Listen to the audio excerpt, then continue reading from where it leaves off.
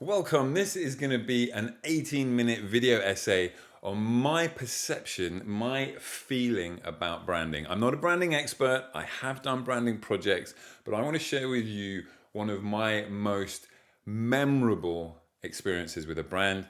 So this is called Branding and Boxes. So I want to talk about the ROI of intentional branding.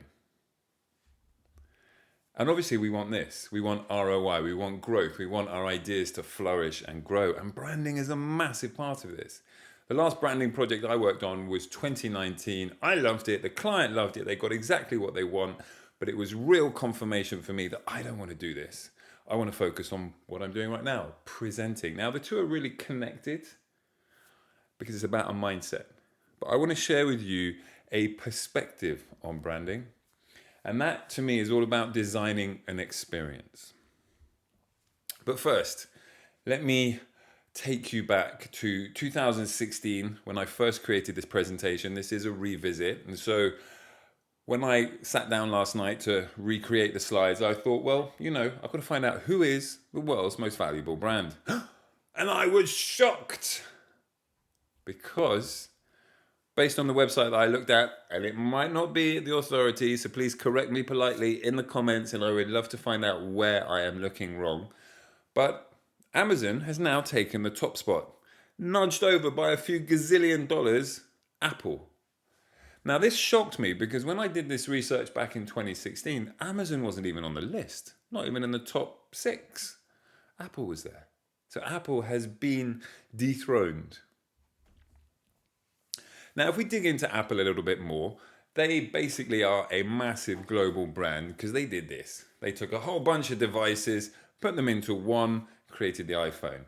And you're probably going, this is boring. Who doesn't know this? This is not much of a case study. And you might be right. But they also did this. They took the Macintosh One way back in the 70s and then very recently designed the Apple Vision Pro. That is some huge steps forward. And it's one of the reasons why I think they're worth exploring. Now, I'm obviously an Apple fanboy. You can tell by the jumper. You may have seen the staff wearing this kind of blue t-shirt in the Apple store. That's just a coincidence, maybe. But I'm a fanboy, but I'm not this bad. I'm not going to be queuing up outside the shop for the latest drop of a new product. When I read Malcolm Gladwell's book, The Tipping Point, I realized that I'm not the person who wants to have the first of the newest. I want somebody else to buy it for me to be in the middle of the second wave. So that's pretty vanilla, mediocre technology buying. And I admit that because I don't need the first iPad. I want the second iPad. I don't need the first Apple Watch. I'll have the third one, please. So I'm not necessarily crazy, but I'm pretty baked into the Apple garden. This was my first Apple computer way back in 1997. I was at university studying graphic design. I'm dyslexic. We got some money to buy computers. They asked me, would you like a PC? I said, no thanks. And I pitched them and I got a Mac. Now, I was super happy, and I'll tell you who was more happy than me was the Apple seller, because he was able to shift one of the last beige boxes before the new revolutionary iMac arrived. And I felt a bit, dude, you could have told me, but why would he? I should have done my research. However, this is when my Apple journey started. Since then, I've had a lot of computers, a lot of tablets, a lot of devices. This is my list. And this is just me, and my wife loves Apple, and we've got 2 kids who no doubt have grown up around Apple and will probably be buying them Apple devices soon. And parents, I feel you, you feel me. If your kids are older than mine and crunching on devices already, it's going to get expensive. But we pay for what we want. Now, let me share why I have so many devices, why I'm assuming my kids are going to get them, why we're sort of baked into this ecosystem. Let me share with you my best Apple brand experience. So, it's not a product. And the reason I've shared with you all the previous context is because I want you to appreciate my perspective on the brand. I buy the second, third generation. I buy consistently. I'm in. But the best thing that Apple's ever done to me, the biggest feeling they've ever given me from a brand is not actually from a product. Of course, I love the products, but what really stood out and became a moment was this: the iMac box. This brand experience with the iMac box was one of the biggest influences on me on how I see Apple. Exactly why. It's a box, it's a cardboard box when they've got touchscreen and processors and laptops and phones and watches and all of this stuff. There must be like 5 devices around me right now. Why do I really care about the iMac box? Well, a little bit more context. Way back mid 70s, mid to late 70s, when Steve and Steve were going to a computer fair on the West Coast, and this was the poster they designed. Simplicity is the ultimate sophistication, and a red apple. Now, when I see this poster and I imagine what it was like back in that conference in the 70s and everyone's showing their computers and it's really frontier territory on home computing, it probably felt like an event I was at last week where everybody had their stand-up banners and they were literally peppered with features and features and features and features. And all those other posters from all those other computer companies must have been feature heavy. And Apple went in and said, you know what? Let's zig when everyone else is zagging. Let me show you a picture of a crisp red apple. So when you see that and you see computer, computer, computer, Apple, computer, computer, computer, you're going to stand out.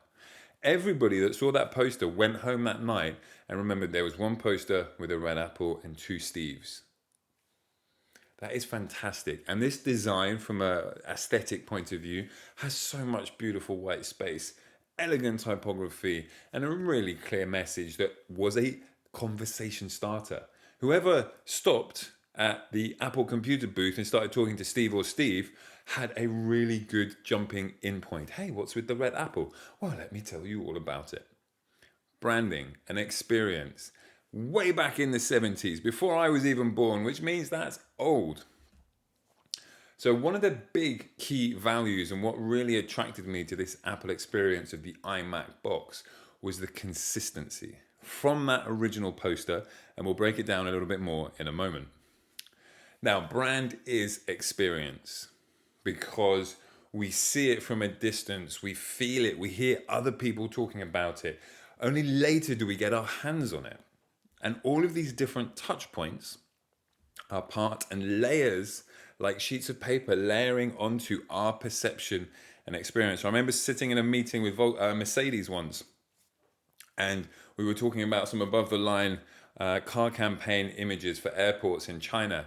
And one of the executives said that, well, Mercedes, we start selling to you 50 years, 20 years, 30 years before you buy a car. We want you to, as a young child, be inspired by Mercedes. So you say, that is the car for me. And over time, you get closer and closer to that purchase. So Mercedes is a real brand experience. Apple is a real brand experience. So let me break it down so it's super tangible. A brand experience that creates real ease of use. This is what I experienced with the Apple iMac box. So let's break it down 3 ways. The first real ease of use experience that I felt was getting it home. I went to the Apple store in the center of Beijing where I was living at the time. It had been ordered. I was going to go and pick it up. I walked into the shop and they said, here it is. And all I had to do is pick it up like a suitcase. And I can still remember that moment where you look at it and you go, really? This handle's going to survive the box and everything like that? Of course it is. It's been hyper designed. And I remember I picked it up and it wasn't too heavy and it wasn't too bulky. And I was like, I'm walking out with my new iMac. How cool is this? And my nature is I will get a product and I will literally break it. Push it and push it and push it and push it and hack it and get it to work right until it's on its last legs. So I lift up this iMac and I walk out of the Apple store in Beijing and it's just easy. And this big smile on my face and I'm like, I'm an iMac owner. Watch out, everybody. Check me out. And of course, as I walk out, the iMac box is promoting to everybody that I got this new computer. And luckily I got home safely because it was just a hop into a taxi. 5 minutes later, I was at my apartment, walking up the stairs, spring in my step, happy from the moment I picked up the handle on this humble box. The second reason that this box had such a profound experience on me, because it was so easy to use, is when I got in the front door and I got to my desk and I opened the box, There were no instructions. It was super intuitive. Lift out this beautifully designed box for the keyboard and the mouse. It just slid out. And as I lifted out the screen, I was like, wow, it's got a little screen duvet so that the big belt buckle on my jeans doesn't scratch the front of my screen. I was like, God, these guys, they got some great box designers in the Apple packaging department. I was thinking, wow, the guys that design these boxes are as involved in the process as the people making the apps and the software and the hardware and the user.